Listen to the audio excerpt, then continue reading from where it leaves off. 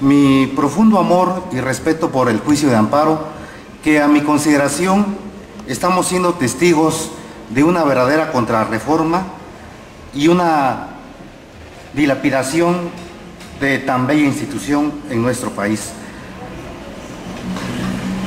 Por lo siguiente, se reformaron 4 artículos constitucionales básicamente: el artículo 94, el 103, el 104 y el 107 de la Constitución.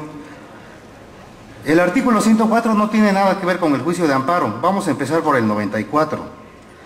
El artículo 94 habla sobre una facultad que se le concede a los poderosos ahora para que la Suprema Corte, tratándose de amparos, acciones de inconstitucionalidad y controversias, le den atención prioritaria a asuntos que revistan cuestiones de orden público e interés social, dejando abierto a que la Suprema Corte diga en qué casos sí y en qué casos no. Nosotros podemos creer que a un quejoso común y cualquiera, la Suprema Corte se va a interesar en resolver nuestro caso. Esa facultad es una facultad discrecional. ¿Para quién? Para el poderoso, para el que se lleve con el Poder Ejecutivo Federal, para el que se lleve con el presidente de alguna de las cámaras de diputados y senadores. ¿Quién se lleva con él, con estos señorones? ¿Cualquier ciudadano como nosotros? Esos se llevan los poderosos, los que tienen compromisos, los que tienen complicidad de poder. Ahora sí van a poder la Suprema Corte resolver en forma prioritaria e inmediata esos asuntos. Esta facultad atenta, a mi forma de ver, contra la garantía de igualdad que tenemos los gobernados para ser tratados por los órganos que procuran e imparten justicia.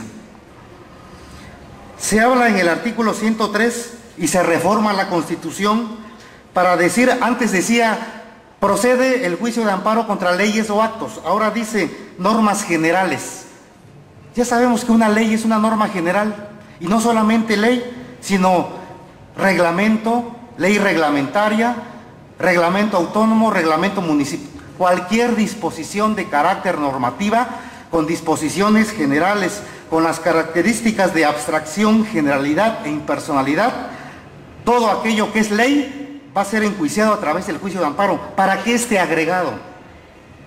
Contratos u omisiones. Sabemos muy bien que las omisiones siempre han sido enjuiciadas en el juicio de amparo, y no solamente las omisiones, sino los actos de tracto sucesivo, los actos presentes, los futuros, hasta los inciertos e indeterminados. Todos esos actos pueden ser enjuiciados a través del juicio de amparo. Ahora dice que va a proceder contra los derechos humanos, actos reclamados que sean derechos humanos reconocidos en los tratados internacionales.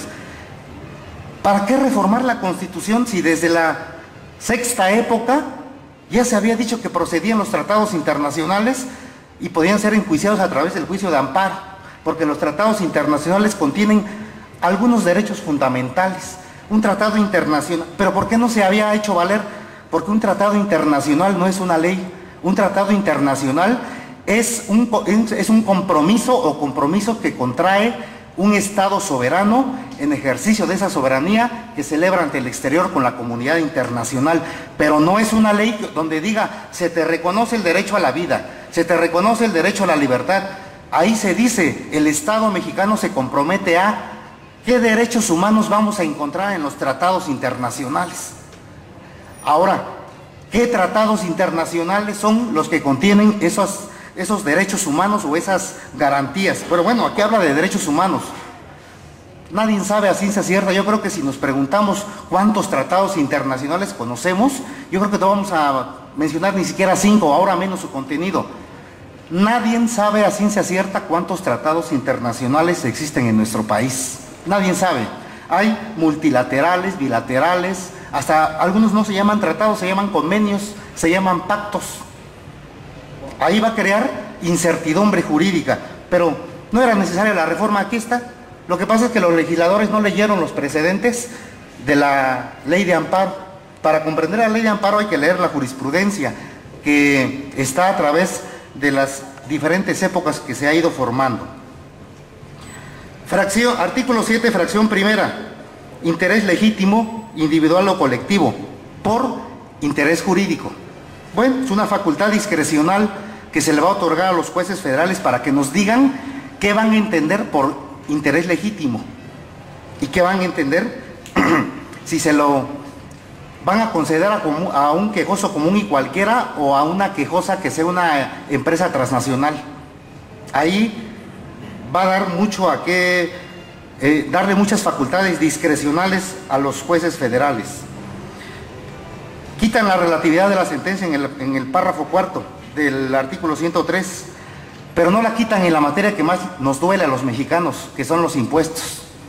La quitan en donde no duele, pero no la quitan en la materia fiscal, y tenemos la tenencia vehicular, por ejemplo, que ya hasta los oaxaqueños estamos hipotecados por 20 años a pagarla. ¿Por qué no la quitaron ahí? ¿Eso sirve al quejoso? Amparo adhesivo. Me pregunto, ¿en dónde han visto ustedes que se ampara un quejoso porque ganó una sentencia? ¿Qué conceptos de violación van a dilucidar ante el juez federal? ¿Quién se ampara porque gana? Excepciones al principio de definitividad en amparo administrativo, fracción cuarta. Dejó lo mismo que lo que ya sabemos, que hay que agotar los recursos en materia administrativa, pero dos requisitos: que esos recursos estén en la ley, que esos recursos sean eficaces y que suspendan el acto reclamado. Eso ya está en la jurisprudencia definido, y que solamente una excepción es cuando se ataquen violaciones directas a la Constitución. Ya lo sabemos, que tiene que ser una fundamentación carente totalmente de algún precepto legal. Suben a rango constitucional esa teoría que le llaman la apariencia del buen derecho. Esa la crearon los ministros de la Suprema Corte. Que nos digan los ministros qué es la apariencia del buen derecho y que nos digan qué es la apariencia del mal derecho. Yo creo que como tienen el tiempo suficiente para hacer este juego de palabras, lo que quisieron decir ellos es presunto interés. Te voy a suspender el acto reclamado si tienes un presunto interés. Dos palabras. ¿Para qué decir tantas cosas cuando se puede sintetizar con dos palabras y crear cosas artificiales que nos confunden a los mexicanos? Por último, fracción 16, reitera lo que ya sabemos, que cuando una sentencia no se cumple en forma tal, hay una sustitución a través de pago de daños y perjuicios al quejoso. Una garantía individual se puede medir en términos económicos, lo está reiterando, y a nivel constitucional. Con esto, yo me pregunto, ¿estas reformas constitucionales benefician al quejoso, a la ciudadanía, a la mayoría de todos nosotros, o van encaminadas a ampliar el margen de discrecionalidad de los jueces federales, que lo primero que hacen es, para ser jueces, aprender a sobreseer y después a negar y después a amparar? Eso es lo que ya habíamos aquí escuchado, que cuando accede uno al Instituto de la Judicatura Federal, lo primero que hacen es abrir el artículo 73, tenemos 18 causales, más las causales de la Constitución, más las causales de la jurisprudencia, igual a denegación de justicia. Por eso el juicio de amparo se ha ido tergiversando y se ha ido perdiendo su eficacia y popularidad, porque los jueces federales no conceden la protección constitucional. Entonces, no es un problema de leyes, es un problema de hombres que no están capacitados, que no son sensibles para impartir justicia, para entender la constitucionalidad como un tema de orden público. Les interesa más la legalidad, y a la primer provocación en que uno incurre en una causal, inmediatamente viene el sobreseimiento. Creo que ha sido todo por mi parte.